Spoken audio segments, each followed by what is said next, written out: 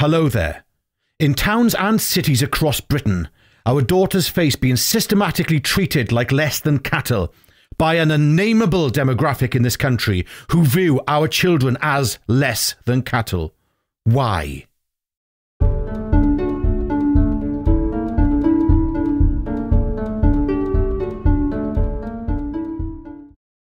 The answer to that question is very simple. Because we allow it. No. Don't say we don't allow it, because we do.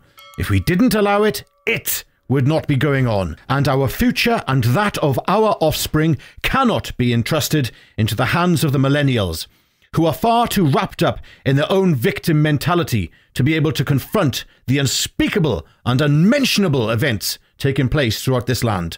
Yet, we ourselves have become nothing more than sedentary cowards, especially us men, which is a gender we today have no right to identify as, when placed within the historical context of what it is to be a man. And to my shame, I count myself amongst the hypocritical, spineless cowards of today. We make a mockery of the generations that went before us, who ran towards conflict and embraced danger in order to protect the lives and security of their children.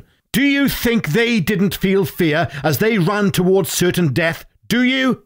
And how do you think that barrel-chested generation who saw off the evil that swept throughout Europe in the 1930s and 40s would view us, their descendants, today? If the fields of white gravestones that litter France of the British fallen soldiers could speak, what do you think they would say? Well, I will tell you what they would say. We did not die for this. No, we are not just cowards in the physical sense, fearing for our own personal safety, but we are collectively cowards, politically, which reflects who and what we are as a society, hiding behind our keyboards, like me, just like me, whilst our political representation lives in fear, not of bombs and bullets, but of Twitter. And as for the snowflake generation, their only concept of conflict is defined as emotional debate over which pronouns to use.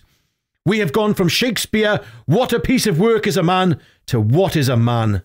Now, neither Jeff nor myself would ever incite hatred or encourage acts of violence towards those that cause harm to our offspring. No, that is not something we on this channel condone at all.